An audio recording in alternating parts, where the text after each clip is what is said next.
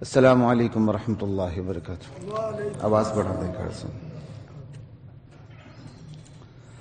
بسم اللہ والحمد للہ والصلاة والسلام علی رسول اللہ اما بعد فاعوذ باللہ من الشیطان الرجیم. بسم اللہ الرحمن الرحیم. وإما نرينك بعض الذي نعدهم أو نتوفينك فإنما عليك البلاغ وعلينا الحساب. سورہ رعد پہ ہماری کوئی چوتھی پانچویں نشست چل رہی ہے. آخری 4 رکوع پہ میں نے بات شروع کی تھی اور آج اس سلسلے کی آخری نشست ہے. اور یہ چند آیات ہیں جو آیت نمبر 40 سے شروع ہوتی ہیں اور 43 پہ سورۃ الرعد کا اختتام ہوتا ہے. ان آیات پہ بعد میں بات کروں گا. اور جو ایک نیا ایشو سامنے ہے وہ بھی دراصل ان آیات سے ملتا جلتا ہے، بلکہ اسپیشلی اس آیت سورۃ الرعد جو ختم ہوتی جس لفظ پہ جا کے اس لفظ کے ساتھ بہت زیادہ میل کھاتا ہے. جو ایک مسئلے کو میں ڈسکس کرنے لگا ہوں. ضمنی طور پر تو میں آپ کے سامنے وہ مسئلہ ڈسکس کرتا رہا ہوں.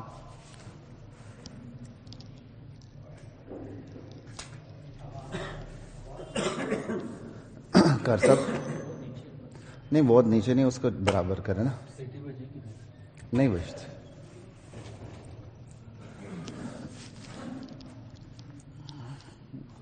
وہ میں ویسے بھی منہ پہ نہیں رکھتا اس کو شروع سے ہی، لیکن آج میں نے اسپیشلی آپ کو بتا دیا. آ رہی ہے آواز ابھی؟ جی آواز ذرا اونچی کریں. ضمنی طور پر میں کئی دفعہ آپ کو بتا چکا ہوں، جہاں قرآن کی آیت آتی، کوئی حدیث آتی ہے، نکاح ایسا نہیں. دوسرا نکاح سیکشن 6 ہے میرا خیال فیملی آرڈیننس کا، پاکستان کے جو فیملی آرڈیننس ہیں 61 میں جو پاس ہوئے ہیں، اس کے سیکشن 6 میں جو لکھا گیا اس کے مطابق ایک آدھ فیصلے بھی ہوئے ہیں چھوٹی عدالتوں میں، اور بڑی عدالتوں سے اس کی توثیق بھی ہوئی ہے. وہ انشاءاللہ کبھی اللہ تعالیٰ نے چاہا کہ ہمارے جو عائلی قوانین ہیں، فیملی لاز ہیں، ان کو 1 بائی 1 ایک ایک کر کے پکڑ کے تجزیہ کریں گے. انشاءاللہ اس پہ ضرورت محسوس ہوتی کہ ایک پوری سیریز چلا دی جائے تاکہ ہمارے ساتھیوں کو آگہی ہو اور اس سلسلے میں وہ اپنا کردار ادا کر سکیں. آج صرف چند نقطے ہائی لائٹ کروں گا، اس کے بعد جو میں نے آیات پڑھی ہیں اس پہ بات کر کے انشاءاللہ آج کی نشست کا اختتام کرتے ہیں. سیکشن 6 جو ہے فیملی آرڈیننس کا، اس میں یہ ہے کہ اگر دوسری شادی کرنی ہو، شوہر نامدار کو تحریری درخواست لکھنی پڑے گی. ٹھیک ہے، وہ تحریری درخواست لکھے گا. تحریری درخواست میں دوسری شادی کی وجوہات بیان کرے گا.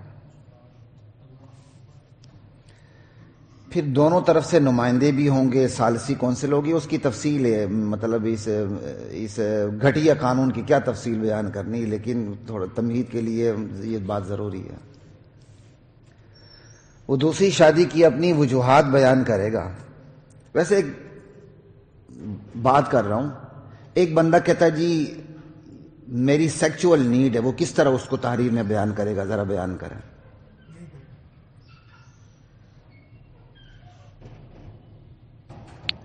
وہ تحریری وجوہات بیان کرے گا. وہ تحریری وجوہات ثالثی مصالحاتی کمیٹی کے سامنے جائیں گی. بیوی ہاں بھی کرے تو باقاعدہ ایک صاحب نے فیصلے میں یہ بھی لکھا، بیوی ہاں بھی کرے تو اس کو نہیں دیکھا جائے گا، ثالثی کونسل ہاں کرتی ہے کہ نہیں. اب ثالثی کونسل فیصلہ کرے گی کہ اس کو اجازت دینی ہے یا نہیں دینی. پھر اس کی وجوہات کیا ہے آخری؟ یہ سارا کچھ ایک پلندہ تیار کیوں ہوا؟ کا توازن قائم کیا جائے.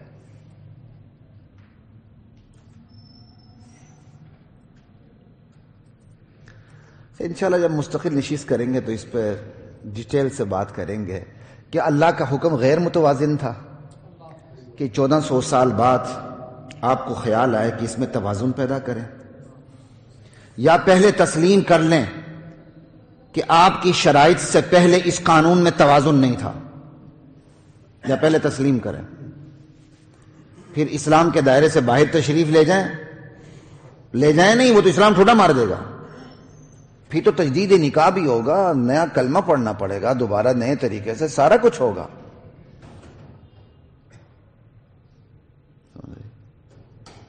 اگر پہلے یہ بتائیں جو یہ قانون مطلب کیا پہلے غیر متوازن تھا کہ آپ نے آ کے 1400 سال بعد اس کے اندر توازن پیدا کر دیا؟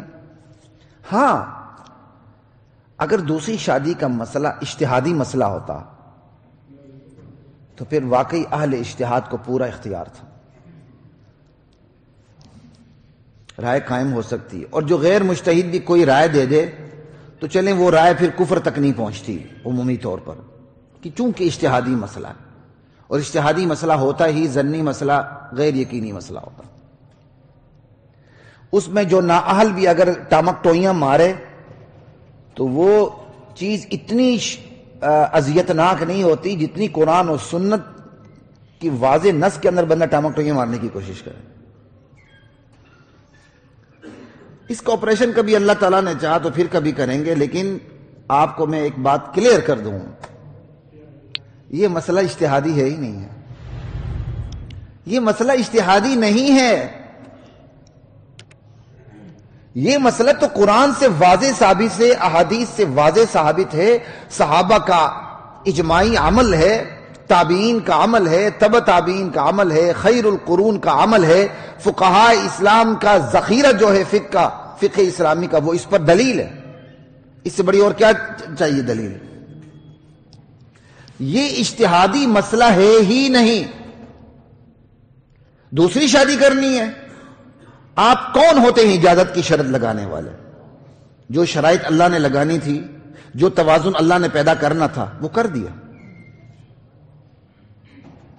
بلکہ اسلام کے مزاج کے اندر ہی نکاح میں تعدد ہے،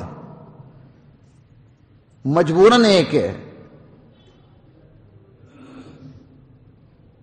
اسلام تو نکاح شروع ہی مثنیٰ سے کرتا ہے، دو سے، فَانْكِحُوا مَا طَابَ لَكُم مِّنَ النِّسَاءِ مَثْنَىٰ وَثُلَاثَ وَرُبَاعَ،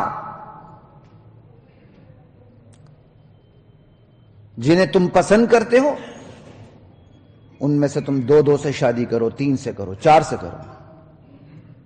فَإِنْ خِفْتُمْ أَلَّا تَعْدِلُوا فَوَاحِدًا، اگر تمہیں خوف ہو کہ تم عدل نہیں کر سکو گے تو پھر ایک پر گزارا کرو۔ عدل نہ کر سکنے کی صورت میں قرآن ایک کی بات کرتا اور ابتدا 2 سے کرتا۔ یہ تو اجتہادی مسئلہ ہے ہی نہیں ہے کہ میری اور آپ کی رائے چلے، اور اجتہاد میں بھی ایک الگ مسئلہ مجتہدین کی رائے چلتی ہے، ہما شما نتھو فتو کی رائے نہیں چلتی۔ یہ تو اجتہادی مسئلہ ہی نہیں، یہ تو قرآن کا ٹیکسٹ ہے۔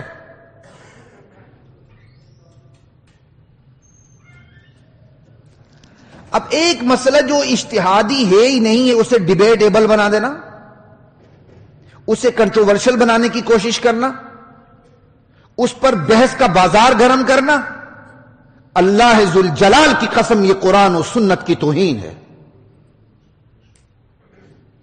چند دن پہلے کی بات ہے، مجھے ایک چینل پہ بلایا گیا کسی ایشو پہ، اس پروگرام کو پہلے ایک اینکر تھے، میل اینکر تھے، وہ اس کو لیڈ کرتے تھے، شاید وہ پروگرام ہی ایسا ہے، ان کے اینکر ایسے ہی چینج ہوتے رہتے ہیں۔ وہ دیکھا تو فیمیل اینکر بیٹھی ہوئی تھی، پہلے میں نے ان کو کہا، میں کہ کیوں آپ نے یہاں کوئی کبڈی کا میچ کروانا ہے؟ تو بہرحال چلے گئے۔ اس نے بات ہی اس انداز سے شروع کی کہ وہ خود پارٹی بنی ہوئی تھی پوری، تو میں نے تو پہلے اسے روکا کہ آپ کو پارٹی بننے کا کوئی حق نہیں، آپ تو اینکر ہو، آپ کو کس نے کہا پارٹی بنے؟ تو وہاں بھی میں نے صاف یہی کہا تھا، یہ ڈیبیٹیبل ایشو ہے ہی نہیں ہے۔ قرآن اور سنت کے واضح احکام کو ڈیبیٹیبل ایشو بنانا اور کنٹروورشل بنانا، یہ اللہ کے عذاب کو دعوت دینے کی بات ہے۔ آپ کی عدالت عظمی فیصلہ کرے تو وہ کنٹروورشل نہیں رہتا، بعد میں کہتا نہیں جی پریسیڈنٹ موجود ہے، حالانکہ انسانی فیصلے ہیں۔ جو خدائی فیصلہ ہے جس میں اجتہاد کی ذرہ بر گنجائش نہیں، وہاں غیر اسلامی شرائط رکھ دینا، اسلام کا مزاج اس کو برداشت کرنے کے لیے تیار نہیں۔ اگلی بات، یہ تو اجتہاد کی جگہ ہی نہیں ہے، چونکہ اجتہادی مسئلہ نہیں۔ اب جاؤ مسئلہ اجتہادی نہیں ہے پھر بھی کوئی اجتہاد کرتا ہے اور قرآن و سنت کے خلاف کوئی پنچایت ہے یا کسی کی رائے ہے یا کسی کی تحریر ہے یا کسی کی تقریر ہے، جو بھی ہے، تو قرآن پھر اس کی درجہ بندی کرتا ہے کہ آپ کہاں کھڑے ہیں۔ کہا وَمَن لَّمْ يَحْكُم بِمَا أَنزَلَ اللَّهُ فَأُولَٰئِكَ هُمُ الْكَافِرُونَ وَمَن لَّمْ يَحْكُم بِمَا أَنزَلَ اللَّهُ فَأُولَٰئِكَ هُمُ الظَّالِمُونَ وَمَن لَّمْ يَحْكُم بِمَا أَنزَلَ اللَّهُ فَأُولَٰئِكَ هُمُ الْفَاسِقُونَ۔ تین کیٹیگریز بنائی ہیں۔ اللہ بما انزل اللہ پہ جو فیصلہ نہیں کرتے، جو اپنی رائے نہیں رکھتے، چاہے وہ پنچایت ہو، گرو ہو، جو مرضی ہو، تحریر ہو، تقریر ہو، دو آدمیوں کا فیصلہ ہو، چار کا ہو، جو مرضی ہو، تو جو قرآن و سنت کو چھوڑ کے اپنی اوپینین دیتے ہیں، اپنی رائے دیتے ہیں، عمل دخل دیتے ہیں، وہ قرآن و سنت کے متصادم قانون کو سامنے لاتے ہیں، یا وہ کافر ہیں یا وہ فاسق ہیں یا وہ ظالم ہیں۔ ان کی پھر کیٹیگری مختلف ہے کہ کون کس کیٹیگری کا ہے، وہ اس میں ڈیٹیل میں نہیں جاؤں گا، آج موقع نہیں۔ تو قرآن و سنت کے مقابلے میں اجتہاد کرنے والے دیکھ لیں وہ کس کیٹیگری میں فال کرتے ہیں۔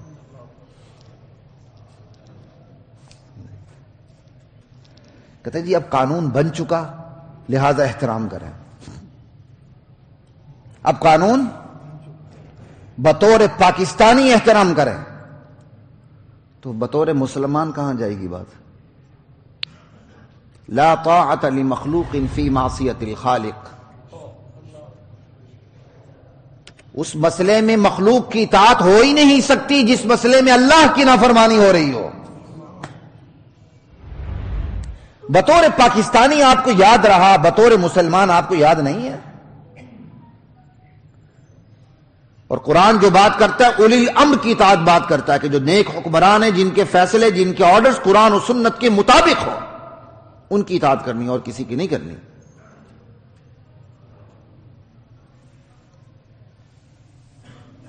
لا الہ الا اللہ واللہ اکبر۔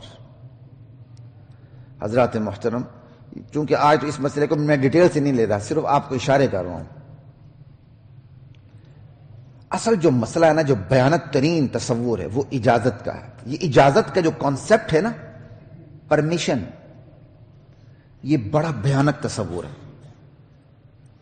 یہی وہ اجازت کا لفظ ہے جس کی بنیاد پر یورپ میں زنا لیگلائز ہے۔ کیوں؟ دونوں کی باہمی رضامندی ہے، ایک دوسرے کو اجازت ہے۔ وہی اجازت کا لفظ کشید کر کے یہاں لایا گیا۔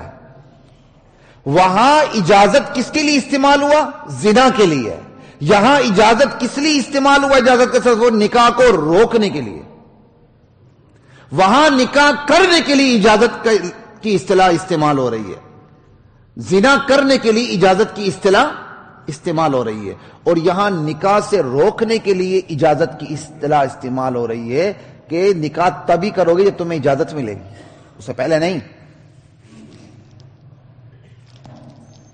وہ تو آپ قانوندان ہی بہتر بتا سکتے ہیں، میں بھول چکا ہوں، شاید کوئی ایسا قانون میں ایک چیز موجود بھی ہے، بیوی کی اجازت کے بغیر اس سے ہم رشتری نہیں ہو سکتی، شاید کوئی ورڈنگ ہے کسی قانون میں۔ پہلے نکاح مشکل، نکاح کے بعد ہم نشینی بھی مشکل، اور سب سے آسان کیا ہے؟ زنا۔ کچھ ایسا ہے۔ اچھا، اب یہاں نہیں ہے لیکن پہلے تھا۔ اب کوشش ہو رہی ہے، آپ کو بتا دوں، کیونکہ میڈیا میں ہمارے ٹاک شوز میں بات ہوتی ہے نا، تو اس لیے مجھے اس کا وہ گڑبڑ ہو گئی شاید ذہن میں، یا ویسے مجھے یاد نہیں۔ باقاعدہ اس وقت انسانی حقوق کی کے علمبرداروں کی کوشش ہے، وہ کہتے بیوی چاہتی نہیں تو میاں کو قریب جانے کا حق ہی نہیں ہے۔ اس کو زنا سے کم نہیں سمجھا جا رہا. انا للہ و انا الیہ راجعون. بات کفر و اسلام کی ہے، یہ بات یاد رکھیے گا. بات کفر و اسلام کی، آسان نہیں ہے. تو اجازت کا تصور بڑا بھیانک ہے. ایک تو یہ بات یاد رکھیں. اگلی بات،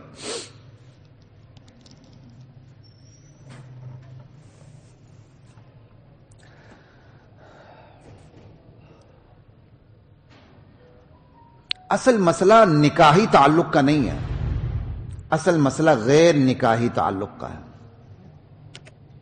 اصل مسئلہ غیر نکاحی تعلق کا ہے. اس کو یہاں مسئلہ ہی نہیں بتا، مٹی پاؤ پالیسی ہے. جو مسئلہ نہیں اس کو مسئلہ بنا رہے ہیں. اصل مسئلہ غیر نکاحی تعلق کا ہے کہ نکاح کے بغیر اس وقت جو تعلقات پرورش پا رہے ہیں سکول سے لے کر یونیورسٹی کی سطح تک اور یونیورسٹی سے اٹھ کر اداروں کی سطح تک جو غیر نکاحی تعلق پرورش پا رہے ہیں، جس کی وجہ سے نکاح کا جو بندھن ہے وہ کمزور سے کمزور تر ہوتا جا رہا ہے، بجائے اس کے کہ غیر نکاحی تعلق کے اسباب پر، وجوہات پر پابندی لگائی جائے، ان کے ذرائع پر پابندی لگائی جائے، نکاح کے تعلق پر پابندی لگانے کی کوشش ہے. اور اس سلسلے میں سب سے بڑی ذمہ دار مذہبی سیاسی جماعتیں ہیں. 61 میں قانون بنا، یہ مری ہوئی تھی. انڈیا کے مسلمان پیور مسلم پرسنل لا پہ عمل کرتے ہیں، فیملی لاز پہ. ہندوستان کے مسلمان خالص اسلامی قوانین پر عمل کر رہے ہیں، اور جو مملکت اسلام کے نام پر بنی وہاں کافرانہ قوانین ہیں فیملی لاز کے نام سے. اس سے ہماری بڑی بدقسمتی کیا ہوگی؟ اس کی بہت سی شقیں براہ راست قرآن و حدیث سے متصادم ہیں. لا الہ الا اللہ واللہ اکبر.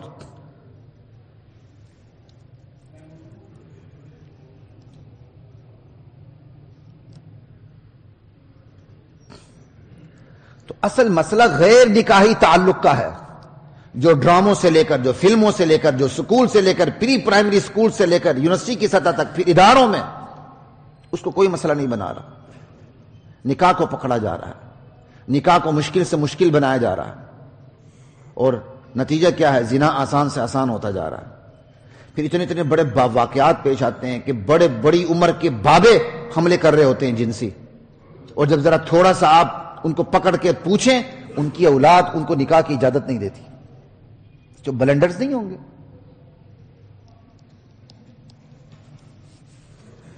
پاکستان کی ایک بہت بڑی یہاں کنسٹرکشن کمپنی تھی، تو اس کے جو فاؤنڈر تھے ان کے بیٹے، ان سے تھوڑا سا میرا تعلق رہا کسی دور میں. تو وہ اپنی دوسری بیوی کا انہوں نے میری دعوت کی، ڈیفنس میں مجھے لے گئے تھے، کافی عرصہ پہلے کی بات. انہوں نے کہا جی پہلی شادی میرے خاندان میں ہوئی ہے، اور دوسری شادی میں نے مجبوراً کی ہے، یہ میری فطرتی ضرورت تھی، میری فطرت کا تقاضا تھا، اور میرا خاندان اس کو قبول کرنے کے لیے تیار ہی نہیں ہے. باپ بستر مرگ پہ تھے، ناراض تھے ان سے. ان کا جی میں نے الگ الگ رکھا ہوا ہے، سارے حقوق دے رہا ہوں، لیکن میری فیملی میری دوسری شادی کو قبول کرنے کے لیے تیار ہی نہیں ہے، اور اگر میں ادھر ادھر کے تعلقات چھپے چھپے جو بھی رکھتا تو چلتا رہتا مسئلہ. انا للہ و انا الیہ راجعون. اور پھر ساتھ ابھی تک مجھے ان کی باتیں یاد ہیں. کہتے ہیں اللہ تعالیٰ نے دیا ہوا ہے، پھر ہماری خوراکیں اس میں اتنی بھرپور کیلوریز، وہ ہم کہاں لے جائیں؟ اگر اس پر بھی آپ پابندی لگائیں. انشاءاللہ یہ جب اسپیشل میرا موضوع ہوگا میں اس پہ بات کروں گا. اور اصل مسئلہ حقوق کا ہے، چاہے وہ مردوں کے حقوق ہوں، عورتوں کے حقوق ہوں. عورتوں کی آبادی زیادہ ہے کہ نہیں؟ اور آبادی زیادہ ہوتے ہوئے بھی کیا عورتوں کی خاص تعداد ایسی نہیں ہے جو اپنی اس ایج سے گزر رہی ہیں جس ایج میں ان کے گھروں میں رشتے آتے ہیں، ان کے بالوں میں سفیدی آ رہی ہے؟ کیا ان کو رشتوں کی ضرورت نہیں ہے؟ پھر مطلقات نہیں ہے، پھر بیوہ نہیں ہے، یعنی 3-4 اور بے سہارا نہیں ہے، یتیم نہیں ہے، اس کے ساتھ ساتھ ان کی آبادی زیادہ نہیں ہے. کیا ان کو حقوق نہیں ملنے چاہیے؟ عورت کی دشمن ہے، عورت کی دشمن ہے. آج دیندار سے دیندار عورت بھی آدھی ہندو ہوتی ہے اس معاملے میں، بلکہ پوری ہندو ہوتی ہے. لا الہ الا اللہ. اصل مسئلہ حقوق کا ہے. کیا ان عورتوں کو حقوق نہیں ملنی چاہیے؟ اللہ تعالیٰ نے ایک سے زائد نکاح کا تصور رکھا، حکم دیا، تو عورتوں کی آبادی زیادہ رکھی دنیا میں.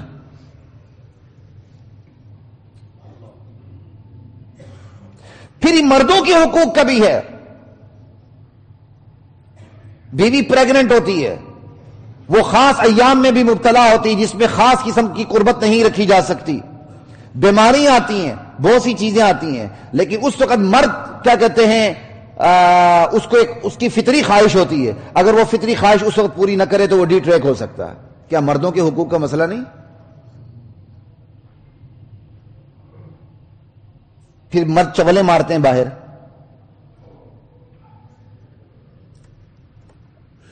یہ حقوق کسی کو نظر نہیں آتے. پھر اس معاشرے میں برصغیر پاک و ہند کے ہندوانہ معاشرے کے اندر دوسری شادی کو معیوب بنا دیا گیا، اور دوسری شادی کو معیوب سمجھنا کفر ہے، کیونکہ قرآن کے آرڈر کو معیوب سمجھنا ہے. یہ آپ کو پتہ ہونا چاہیے، یہ خلیق الرحمان کا فتویٰ نہیں ہے. دوسری شادی کو معیوب سمجھنا کفر ہے. کیوں؟ قرآن کے آرڈر کو معیوب سمجھنا کفر ہے.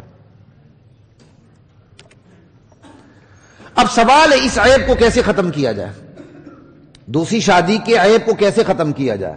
تو ذرا تھوڑا سا اسلام سے پوچھ لیتے ہیں کہ اسلام ایک جائز عمل کو جب معیوب سمجھا جاتا ہے تو اسلام اس عیب کو کیسے ختم کرتا. چھوٹی دو مثالیں دیتا ہوں پھر آگے چلتا ہوں.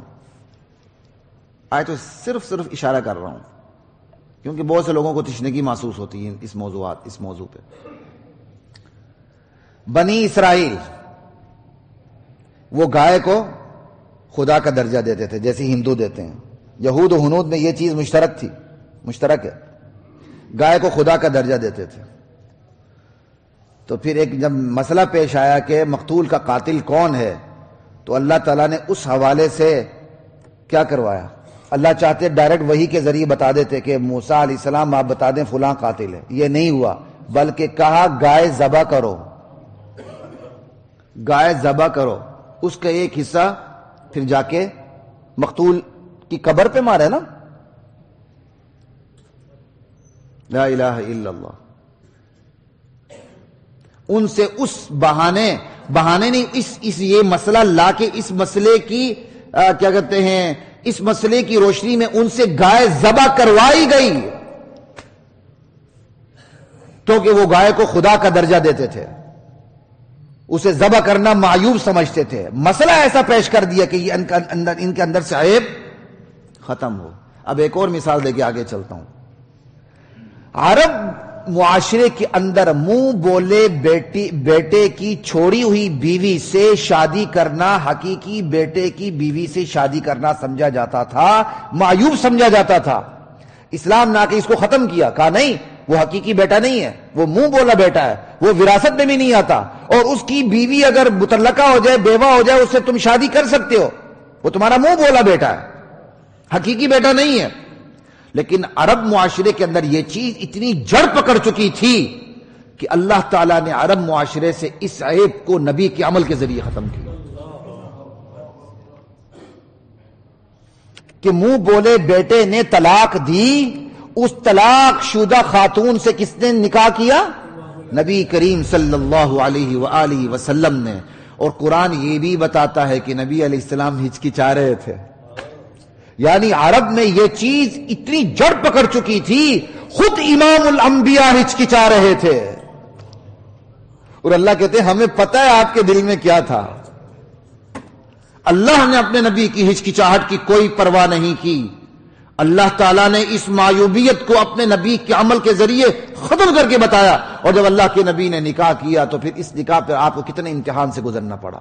دیکھو جی، بیٹے کی بیوی سے شادی کر لی، پھر امام الانبیاء، سیرت کی انتہا، بعد از خدا بزرگ تھی، قصہ مختصر، ورفعنا لک ذکرک، آپ پہ کیا گزرتی ہوگی.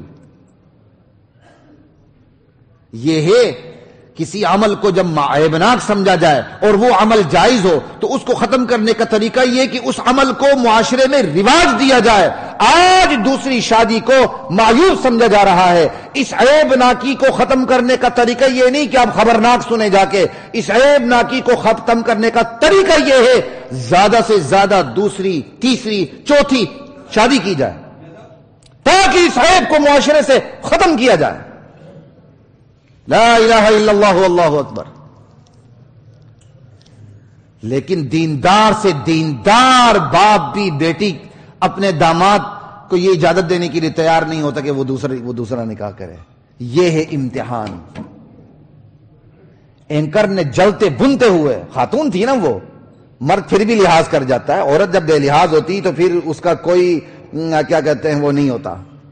وکیل ہر ایک کو ڈراتا ہے، وکیل پھر خود وکیلہ سے ڈرنے لگتا ہے. یہ حالت ہوتی ہے. عورت جب انتہا پہ پہنچتی ہے نا تو پھر یہ ہوتا ہے. اس اینکر نے مجھے اسی پروگرام میں براہ راست کہا آپ کا داماد آپ کی بیٹی سے پوچھے بغیر نکاح ثانی کرے، آپ کو برداشت؟ میں کہا بالکل، کیوں نہیں، یہ تو اللہ کا حکم ہے، میں کیا کر سکتا ہوں. وہاں کیمرہ مین تھا، وہ حیران ہو گیا. اس نے مجھ سے غالباً اس طرح کیا کیونکہ اسے ڈائریکٹ میرے اوپر سوال کر دیا جلتے بھنتے ہوئے. عجیب بات ہے. اگر میں یہاں بیان کر رہا ہوں تو کیا میرے بہنوئی 5 بہنوئی ہیں میرے، کیا وہ سنتے نہیں ہیں؟ عجیب باتیں کرتے ہیں آپ. کیا میرے والد نہیں سنتے تھے اپنے وقت میں؟ اسلام میں میری تیری کی کیا ہما شما کی کیا نتھو پتو کی کیا حیثیت ہے؟ آرڈر ہے بس. اس لیے آپ کا داماد دوسرا نکاح کرے بخوشی کہیں کرو، یہ اس کی مہربانی آپ سے آ کے پوچھ لے. اسلام نے اس کو آپ سے پوچھنے کا پابند نہیں بنایا ہوا. لا الہ الا اللہ.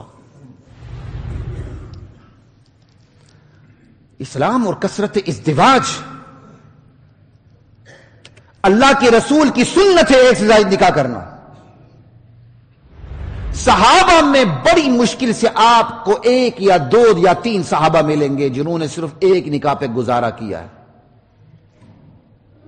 صحابہ کی اکثریت نے ایک سے زائد نکاح کیا ہے. تابعین، تب تابعین، فقہاء اسلام کا ذخیرہ. اور ابن عباس رضی اللہ تعالی عنہ کا اثر موجود ہے، ان کی حدیث ہے کہ نکاح کیا کرو، تم میں سے بہترین وہ جس کی بیویاں زیادہ ہوں.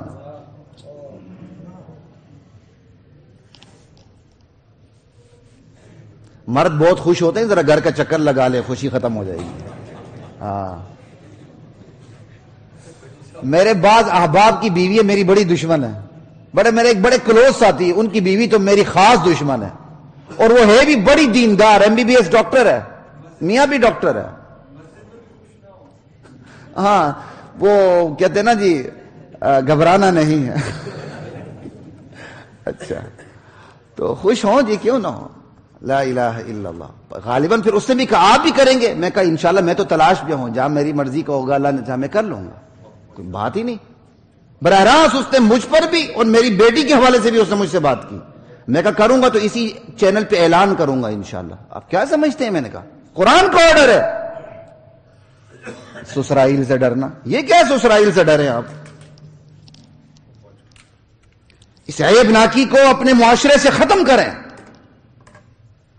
لا الہ الا اللہ واللہ اکبر. خود بھی آگے بڑھے، اپنی اولاد کو بھی اس کی اجازت دے، اپنے دامادوں کو بھی نہ روکے. یہ آپ کا عمل اس معاشرے کے قانون کے ٹیڑھ کو سیدھا کر کے رکھ دے گا انشاءاللہ. یہ قانون کی کجی نکلنی چاہیے باہر.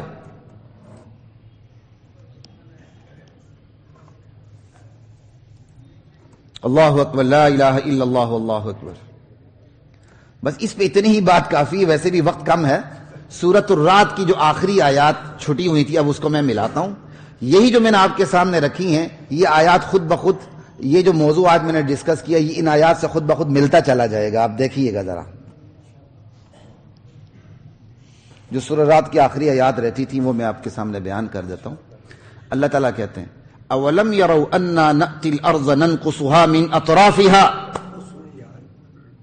کیا یہ لوگ دیکھتے نہیں ہیں؟ مکی ماحول ہے اور یہ سورت مکی ہے، ذرا ذہن میں رکھیے گا. کیا یہ لوگ دیکھتے نہیں ہیں ہم اس سرزمین پر بڑھتے چلے آ رہے ہیں، بڑھتے چلے جا رہے ہیں. ننقصها من اطرافها، اطراف سے اس کو گھٹاتے جا رہے ہیں. اسلام بڑھتا جا رہا ہے، اس کی دعوت پھیلتی جا رہی ہے، بڑے بڑے سردار اسلام قبول کر رہے ہیں، عرب اسلام کی طرف متوجہ ہو رہے ہیں، کفر کی سرزمین سمٹ رہی ہے، اسلام کی سرزمین کشادہ سے کشادہ ہوتی جا رہی ہے. اور اس کو اللہ تعالیٰ دعوت کے پھیلنے کو کیا کہہ رہے ہیں؟ ہم آگے بڑھتے جا رہے ہیں. اولم یروا انا نأتی الارض، کیا یہ لوگ دیکھتے نہیں ہیں کہ ہم زمین پر بڑھتے چلے جا رہے ہیں، آگے بڑھتے چلے جا رہے ہیں. دعوت بڑھ رہی تھی، دعوت پھیل رہی تھی، اور اللہ دعوت کے پھیلنے کو، دعوت کے آگے بڑھنے کو، اپنے کو آگے بڑھنے کا کہہ رہے ہیں. اپنے آگے دعوت کی اہمیت کتنی ہے. ننقصها من اطرافها، اس سرزمین کو ہم گھٹاتے جا رہے ہیں کناروں سے. لوگ مسلمان ہوتے جا رہے ہیں، ان کی تعداد کم ہو رہی ہے، ان کا جغرافیہ کم ہو رہا ہے. مسلمانوں کی تعداد بڑھ رہی ہے، ان کا جغرافیہ بڑھ رہا ہے. یہ دیکھتے نہیں؟ ایک بات یہاں یہ سمجھ لیں کہ اللہ تعالیٰ نے دعوت کے پھیلنے کو، دعوت کے بڑھنے کو خود اپنا بڑھنا کہا ہے. اس پہ اسلام اللہ کو کتنا عزیز ہے. اور دوسری چیز جس پر توجہ دینے کی ضرورت ہے وہ ہے کہ یہ قرآن کی شاید واحد آیت ہے، ممکن ہے اسے زائد ہو لیکن میری نظر سے نہیں گزری. یہاں دعوتی اسلوب میں بالکل جہادی اسلوب اپنایا گیا ہے. حالانکہ یہ دعوتی فتوحات ہے، یہاں جہادی فتوحات کا ذکر نہیں ہے. یہ آیت مکی ہے، ہجرت سے پہلے کی ہے، سورت پوری. تو جہاد تو مدینے میں نازل ہوا ہے، حکم اس کا. یہ اس آیت کا اسلوب ایسا ہے کہ جو دعوتی فتوحات ہیں ان کو جہادی فتوحات کا رنگ دیا گیا ہے، جس کی وجہ سے بعض مفسرین کو غلط فہمی ہو گئی کہ یہ آیات مدنی ہے، یہ سورت مدنی ہے. حالانکہ یہ مدنی نہیں، مکی ہیں، ہجرت سے پہلے کی ہیں. تو اسلام کی دو قسم کی فتوحات ہوتی ہیں، ایک دعوتی فتوحات اور ایک جہادی فتوحات. دونوں ایک دوسرے کے لیے لازم و ملزوم ہیں، دونوں ایک دوسرے کے لیے لازم و ملزوم ہیں. بلکہ جہاد میں سے دعوت کو نکال دے، تخریب بلاد اللہ تعذیب عباد اللہ، جہاد نری تخریب کاری بن جاتی ہے اور شہر کو کھنڈرات میں تبدیل کرنا بن جاتا ہے اگر اس میں سے دعوت کا پہلو نکال دیا جائے. لیکن یہاں دعوتی پہلو کو جہادی رنگ میں بیان کیا گیا. تو اس سے مجھے اور آپ کو کیا سبق ملتا ہے؟ آج کی اس منظم دنیا کے اندر جہاں ہر ملک کی منظم فوج ہے اور آپ اپنی مرضی سے جہاد نہیں کر سکتے، تو سب سے بڑا ہتھیار ہمارے پاس دعوتی ہتھیار ہے. اللہ نے یہ اتنا بڑا ہتھیار مجھے اور آپ کو دیا ہے کہ دعوت کا ہتھیار استعمال کریں، دعوت دیں، نہ رکیں، داعی بنیں اور دعوت کے تقاضے پورے کریں. اور جب آپ سنیں گے تو آپ کو دعوت دینی آئے گی، جب آپ پڑھیں گے تو آپ کو دعوت دینی آئے گی، اور جب آپ اسلام پر عمل کریں گے تو آپ داعی بنیں گے، داعی کا کردار پیدا ہوگا. اور ایک اگر مسلمان صحیح داعی بنے تو بڑی بڑی جماعتوں کی ضرورت ختم ہو جاتی ہے. آج جہادی فتوحات کو مشکلات اس لیے پیش آتی ہیں کہ دعوتی فتوحات کمزور ہیں، اور دعوتی فتوحات کو مشکلات اس لیے پیش آتی ہیں کہ جہادی فتوحات کمزور ہیں. یہ تو اسلام کا رنگ ہے، ایک طرف دعوتی فتوحات ہے، دوسری طرف جہادی فتوحات ہیں. اب ہم برصغیر پاک و ہند کو دیکھتے ہیں، پاکستان کو دیکھ لیں تو یہاں دعوتی فتوحات ہیں اور اس کا اثر پوری دنیا کے اوپر ہے. عرب کے بعد میری ناقص دانش میں اللہ نے جو خوش قسمت ترین خطہ رکھا ہے وہ برصغیر پاک و ہند کا رکھا ہوا ہے. یہ بات یاد رکھیں. آج یہاں دعوتی فتوحات بھی ہو رہی ہیں اور جہادی فتوحات بھی ہو رہی ہیں، اور ایک عجیب امتزاج قائم ہو چکا ہے. مستقبل ہمارا ہے انشاءاللہ. دعوتی فتوحات پاکستان سے آپ شروع کریں، پوری دنیا پہ اس کے اثرات دیکھیں. جتنی بھی دعوتی نرسریاں ہیں ان کے ڈانڈے پاکستان سے جا کے ملتے ہیں. اور جہادی فتوحات پاکستان کے ہمسایہ افغانستان کے اندر دیکھ لیں، اور پھر اس کا آپ امتزاج دیکھ لیں تو آنے والا دن انشاءاللہ ہمارا ہے. اس لیے ہمیں بے حوصلہ ہونے کی ضرورت نہیں، لیکن دعوت کے اسلحے سے مسلح ہونے کی ضرورت ہے. ہم ہر چیز ریاست پہ پھینک دیتے ہیں، جو بات ہو، نہ نماز پڑھنی، نہ روزہ، نہ حج، نہ نماز، نہ کچھ بھی نہیں. کیا بس ریاست کو گالیاں دینی ہے؟ بھائی جو اللہ نے آپ کے ذمہ دعوت کا کام رکھا ہے، جس میں نہ آپ کو ریاست روکتی ہے، کوئی بھی نہیں روکتا، اس میں آپ کمال اور ملکہ پیدا کیوں نہیں کرتے؟ اپنی اولاد پہ محنت کیوں نہیں کرتے؟ اپنے دوست احباب پہ محنت کیوں نہیں کرتے؟ آپ کے جو زیر اثر ہے آپ ان پر محنت کیوں نہیں کرتے؟ دکاندار ہے، اکیلا نماز پڑھتا ہے، ملازمین کو نماز نہیں پڑھاتا. وکیل صاحب بڑے نمازی ہوں گے، اس کے چیمبر میں جو چھوٹے ملازمین ہیں وہ ایک نمبر کے بے نمازی ہوتے ہیں، الا ماشاء اللہ. افسر صاحب اپنے دفتر میں بیٹھا ہوا ہے، خود نماز پڑھتا ہے، لیکن وہ اس کی محتاطی میں جو لوگ ہیں انہیں نماز کا پابند نہیں کرتا. باپ بہت بڑا نمازی ہوگا، اولاد بے نمازی ہوگی، ماں نمازی ہوگی، بیٹیاں بے نمازی ہوں گی. باپ گھر سے نکلتا ہے صبح تو ایسے نکلتا ہے جیسے کوئی چور نکل رہا ہوتا ہے، کھڑاک نہ ہو، نہ بیوی جاگے تو نہ بیٹی جاگے تو نہ بیٹا جاگے. دعوت کا حشر نشر ہم نے کیا ہوا ہے، اور اللہ تعالیٰ دعوت کو اتنی اہمیت دے رہے ہیں، دعوتی جہاد کو، دعوتی فتوحات کو جہادی فتوحات کا رنگ دے کے پیش کر رہے ہیں اللہ تعالیٰ. اس کی اتنی اہمیت ہے. ہم گڑبڑ سے شعر پڑھ دیتے ہیں، ملا کی اذان اور تو مجاہد کی اذان اور. ملا مجاہد میں فرق کہاں ہے پہلے یہ بتائیں؟ یہ تو شعر ہی غلط ہے چاہے کسی کا ہو. افغانستان نے نہیں دکھا دیا آپ کو ملا سے بڑا مجاہد کون ہے اور مجاہد سے بڑا ملا کون ہے اس وقت. ملا اور مجاہد میں فرق کرنا ایسے ہی جیسے وکیل اور جج میں فرق کرنا ہے. کام کی تقسیم ہے نا، ذات تو ایک ہی ہے. تو ملا مجاہد کی کام کی تقسیم ہوتی، ذات ایک ہوتی ہے. وہیں بیٹھ کے کہتے ہیں ملا کی اذان اور تے مجاہد کی اذان اور. دعوتی جہاد چھوٹا کام ہے، کر کے دیکھیں پتہ چلے یہ جہاد ہے کہ نہیں. آپ کو لا الہ الا اللہ واللہ اکبر. تو اللہ تعالیٰ نے دعوت کو اتنی اہمیت دی ہے کہ دعوت کو جہاد کا رنگ دے کے پیش کیا اس آیت میں. یہ قرآن کی بڑی انوکھی اور اکلوتی آیت ہے.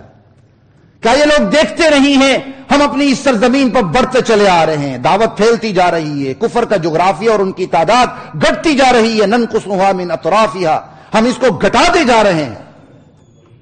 واللہ یحکم، یاد رکھو میرے بندو، حکم اللہ ہی دیتا ہے. اور اسپیشلی یہاں حکم تکوینی مراد ہے. جو اللہ تعالیٰ دنیا کے اندر جو تبدیلیاں لاتے ہیں، عروج و زوال کے، اقبال و ادبار کے قوموں کے اوپر، اسپیشلی یہاں یہ ہے اللہ تسلی دے رہے ہیں. اور مکے کے ماحول میں اس آیت کے ذریعے اسلام کے غلبے کی اللہ پیشگی خبر دے رہے ہیں. مکے کے ماحول میں اسلام کا غلبہ کوئی سنے تو وہ اس کو دیوانہ نہ سمجھے کہنے والے کو، اور اس بات کو دیوانگی نہ سمجھے.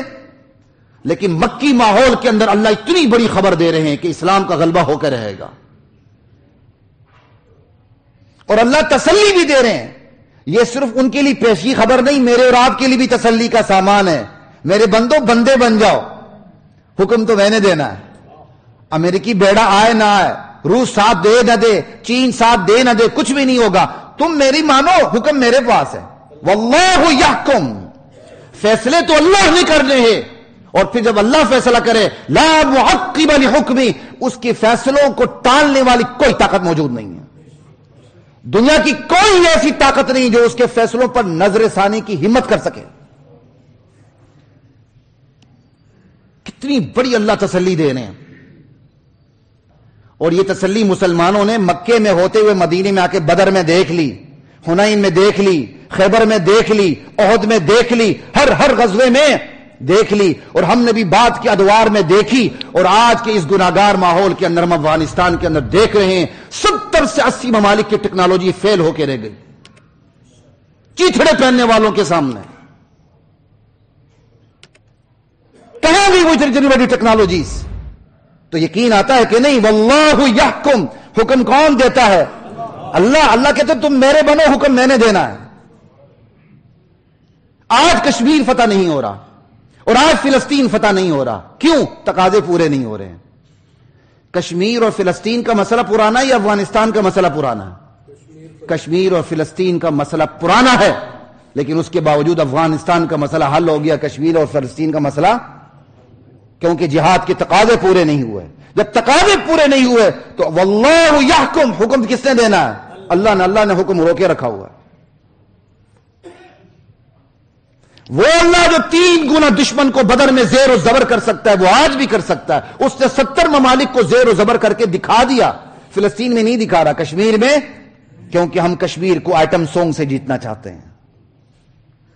کبھی نہیں ملے گا۔ جو جس کا کام ہے وہ اس کو کرنا پڑے گا، پھر اللہ کے فیصلے آئیں گے۔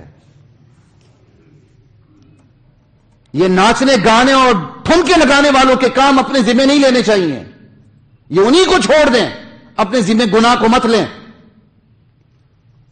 وَهُوَ سَرِيعُ الْحِسَابِ، اللہ کہتے ہیں میں حساب کو بہت جلد چکا دیتا ہوں، تم میرے بندے تو بنو۔ مکے میں رہتے ہوئے کیسے حساب چکا دیا مدینے میں آ کر اللہ نے۔ یہ سریع الحساب صرف آخرت کے لیے نہیں ہے، جہاں جہاں حساب چکانا ہو اللہ کہتے تم میرے بندے بنو، حساب چکاتے مجھے دیر نہیں لگے گی۔ کتنی بڑی تسلی کا سامان ہے ان آیات میں۔ تو یا اللہ ان کی تو بڑی بڑی تدبیریں ہیں، بڑی بڑی ٹیکنالوجیز ہیں، ساری سائنس ان کے پاس ہے۔ ہمارے اینکر جب شراب کے نشے میں دھت ہو کے جب تجزیہ کر رہے ہوتے ہیں بہت سے، وہ تو ڈرا کے رکھ دیتے ہیں کہ تم تو نہ امریکہ کے سامنے کھڑے ہو سکتے ہو، نہ کسی اور طاقت کے سامنے کھڑے ہو سکتے ہو، یہ تو بیوقوفی ہے، یہ تو حماقت ہے ان کے سامنے کھڑے ہونا۔ یا اللہ کیا کریں، ان کی تو تدبیریں بڑی خطرناک ہیں۔ تو سنیں آگے، وَقَدْ مَكَرَ الَّذِينَ مِن قَبْلِهِمْ، کوئی پرواہ کی ضرورت نہیں، اس سے پہلے بھی جو قومیں گزری تھیں انہوں نے بھی اپنی تدبیروں کی انتہا کر دی تھی۔ فَلِلَّهِ الْمَكْرُ جَمِيعًا، یاد رکھنا ان تدبیروں کے مقابلے میں سب سے مضبوط ترین تدبیر اور چال اور کارگر کام اللہ کے پاس ہے۔ ہائے کاش مسلمان کو قرآن پہ یقین آ جائے، ہائے کاش، لیکن یہ کہانیاں پڑھتا ہے، یہ من گڑت چیزیں پڑھتا ہے، یہ خوابوں پہ ایمان رکھتا ہے، قرآن پڑھنے کو یہ تیار نہیں ہے۔ کہ اس سے پہلے بھی تدبیریں ہو چکی، کوئی مسئلہ نہیں، اسلام کو روکنے کے لیے ہر حربہ استعمال کیا گیا۔ جو میں شروع میں موضوع بیان کر چکا ہوں، مل رہا ہے کہ نہیں؟ یہ بھی اسلام کے خلاف تدبیریں ہی ہیں۔ نکاح کو مشکل بنانا، زنا کو آسان بنانا، اس سے بڑی اسلام کے خلاف تدبیر اور کیا ہو سکتی ہے؟ لیکن فَلِلَّهِ الْمَكْرُ جَمِيعًا، سب سے مضبوط چال اللہ کی ہے۔ کیوں؟ يَعْلَمُ مَا تَكْسِبُ كُلُّ نَفْسٍ، ہر نفس نے جو کرنا ہے اسے پتا ہے، وہ ہر تدبیر کو توڑ کے رکھ دے گا، لیکن تم اللہ کے بندے بن جاؤ۔ وَسَيَعْلَمُ الْكُفَّارُ لِمَنْ عُقْبَى الدَّارِ، ان قریب قرآن کے نظام سے جو انکار کرنے والے لوگ ہیں وہ جان لیں گے کہ آخرت کا گھر کس کا ہے۔ وَيَقُولُ الَّذِينَ كَفَرُوا لَسْتَ مُرْسَلًا، اب یہ وہ آخری آیت ہے جس میں جا کر اللہ شکوے کے طور پر ان کا ایک اعتراض نقل کرتے ہیں۔ پہلے میں آپ کو بتا چکا ہوں قرآن سوال نقل نہ کرتے ہوئے بھی جوابات دیتا ہے، اور کبھی کبھی سوال بھی نقل کر دیتا ہے، اور سوال نقل کرتے ہوئے اللہ تعالیٰ شکوے کا انداز اپناتے ہیں۔ وَيَقُولُ الَّذِينَ كَفَرُوا لَسْتَ مُرْسَلًا، یہ منکرین آپ کے بارے میں کہتے ہیں کہ آپ رسول نہیں ہے۔ تو قُلْ كَفَى بِاللَّهِ شَهِيدًا بَيْنَكُمْ، میرے نبی آپ نے بڑی وضاحتیں دے دی ہیں، بس ان کو کہہ دو اللہ میرے اور تمہارے درمیان گواہ کافی ہے۔ اللہ نے گواہی دی ہے کہ نہیں؟ بینات کی صورت میں اللہ نے گواہی دی ہے، معجزات کی صورت میں، واضح تعلیمات کی صورت میں، واضح تعلیمات کی صورت میں، معجزات کی صورت میں، دلائل کی صورت میں اللہ گواہی دے چکا ہے کہ یہ میرے نبی ہیں، تو بس اللہ گواہ کافی ہے۔ تو بھائی اللہ کے بعد بھی تو کوئی گواہ ہونا چاہیے مخلوق میں۔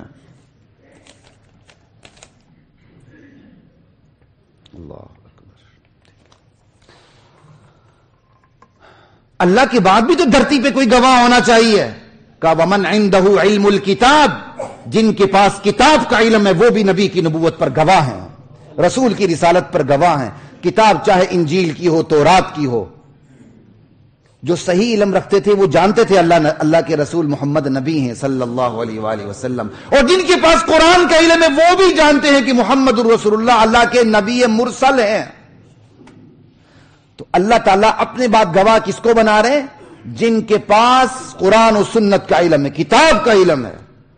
تو یہ آیت بتاتی ہے کہ شرعی امور کے اندر رائے کس کی چلے گی؟ جن کے پاس کتاب کا علم ہوگا. اور اگر آپ کے پاس کتاب کا علم نہیں ہے تو آپ پابند ہیں کہ آپ جن کے پاس کتاب کا علم ہے ان سے رائے لے کے چلیں. یہ نہیں ایک صفحہ اٹھا لیا، اس کی انگلش یا اردو ٹرانسلیشن دیکھ لی، خود مجتہد بن کے آگے بڑھ گئے. نہ، یہ اسلام کے ساتھ سب سے بڑا مذاق ہوگا. آپ جس شعبے کے اندر بھی داخل ہیں، جس شعبے کے اندر بھی کام کر رہے ہیں، آپ کو کوئی شرعی مسئلہ پیش آتا ہے تو شرعی مسائل کے اندر، شرعی امور کے اندر جن کو مہارت ہے، جن کو مہارت، ان کو نہیں جو سوشل میڈیا پہ مشہور ہوئے ہوتے ہیں، ان کی بات نہیں کر رہا، جن کو مہارت ہے، جو اس فیلڈ کے ہیں، جن کی زندگی اس فیلڈ میں لگی ہوئی ہیں، ان سے پوچھ کے چلیں، ان کی رائے پہ عمل کریں. یہ نہیں ہے کہ ایک آرٹیکل کی طرح قرآن کی ایک دفعہ کو پڑھ لیا اور خود ہی فیصلہ کرنے لگ گئے. ایسا نہیں چلتا. ایسا انسانی ساختہ قانون کے اندر نہیں چلتا. تو جو خدا ساختہ قانون ہے اس کے اندر ہی کیسے چل سکتا ہے؟ تو اللہ تعالیٰ نے اپنے بات گواہ بنا کے ان لوگوں کو پیش کیا جن کے پاس کتاب کا علم ہے. کتاب کا علم ہے. تو اس لیے جتنے بھی شرعی امور ہیں وہ انہی سے پوچھتے ہوں گے جن کے پاس کتاب کا علم ہے. اور کتاب کے علم کے علاوہ اگر کوئی چیزیں سامنے آئیں گی تو اللہ کی بارگاہ میں وہ قبول نہیں ہو سکتی. پھر اس کی درجہ بندی ہو چکی ہوئی ہے. وہ درجہ بندی یہی ہے، اللہ کسی کو کافر کہہ رہے ہیں، کسی کو فاسق کہہ رہے ہیں، کسی کو ظالم کہہ رہے ہیں. بندہ خود ہی سوچے کہ وہ کس کیٹیگری میں فال کرتا ہے. وآخر دعوانا الحمدللہ رب العالمین.